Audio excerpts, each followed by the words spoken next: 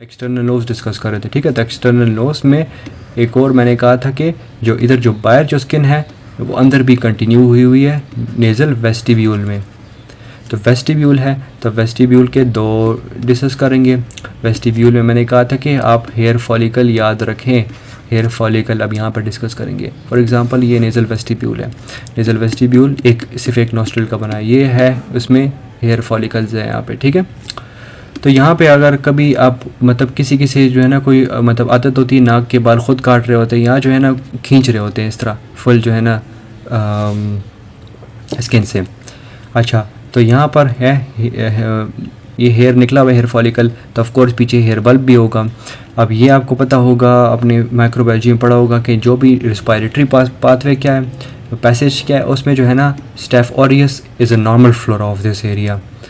तो यहाँ पर जो स्टेफ ऑरियस है वो जो है ना ऑफ कोर्स अब इसके थ्रू जाएगा और इन्फेक्शन करवा देगा। तो यहाँ पे क्या होगी, फरंकल या बॉयल दो नाम है, इस तरह टाइप की स्वेलिंग आ जाएगी इसी एरिया में। लेकिन मैं इधर बना रहा हूँ कि ज़रा बड़ा बना सकूँ। चलिए इधर ही कर लेता हूँ। ये वेस्टिब्यूल में क्या हो गया, फरंकल या बॉयल, तो ये क्या है, स्वेलिंग होती है by the infection of the staph aureus. अच्छा, तो अब ये जो है ना मतलब छोटी सी स्वेलिंग तो बन गई है, लेकिन ये साइज़ इसका छोटा है, लेकिन बहुत ज़्यादा एक्सक्रूशिएटिंग अमाउंट ऑफ पेन होती है इसमें।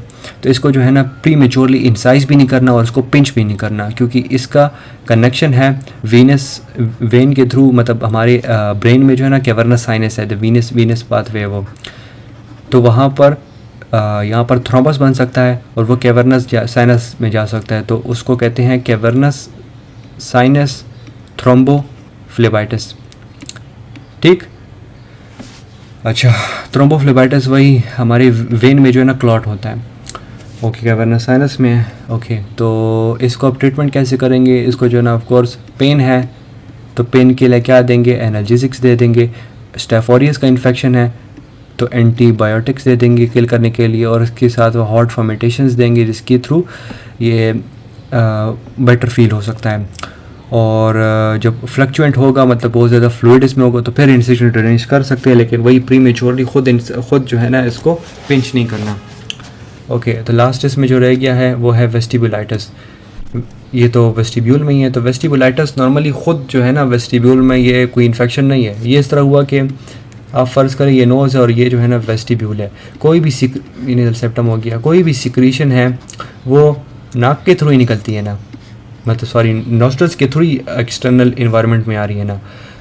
तो अब ये मेनली जो है ना वेस्टिबुलाइटिस इन्फेक्शन इन्फ्लेमेशन हो रही है थ्रू इंजरी। ये हैंकरचीफ है, कुछ लोग होते हैं बहुत एक्सेसिवली जो है ना इसको साफ़ करते हैं नाक को, ज़रूरी नहीं सिर्फ हैंकरचीफ हो, कोई भी जो रफ टिश्यूज़ होते हैं उसके थ्रू भी जो है ना डैमेज कर सकते हैं, मेनली है ड्राइनेस की वजह से।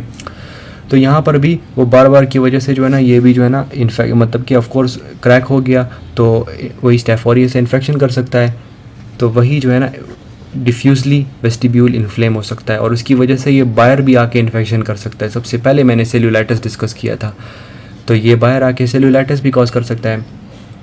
तो इसकी अब ट्रीटमेंट क्या है, ऑफ कोर्स जो प्रीडिस्पोजिंग फैक्टर है जिसकी वजह से ही जो है ना टिश्यू से हमने डैमेज किया या हैंकरचीफ से डैमेज किया, तो उसको रिमूव करना है। अब यहाँ पर क्या होंगी, क्रस्टिंग बन जाएंगी।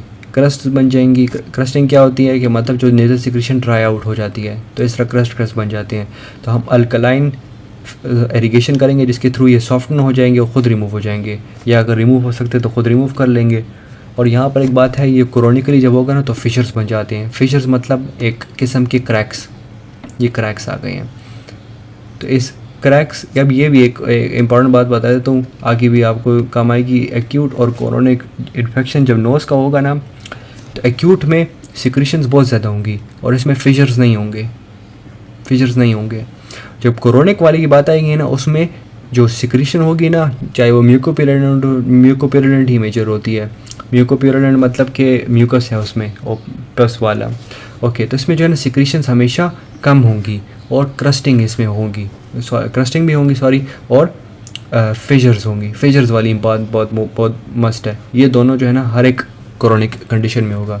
तो ऑफ कोर्स फिशर्स आ गए, तो ये तो क्रैक्स आ गए फुल स्किन में, तो उसको ट्रीट करने के लिए हम सिल्वर नाइट्रेट से कॉटराइजेशन करेंगे, इससे जो है ना वो ट्रीट हो जाएगा। तो ये एक्सटर्नल नोज़ की हो गई डिजीज़। अब नेक्स्ट चैप्टर डिस्कस करते हैं आगे।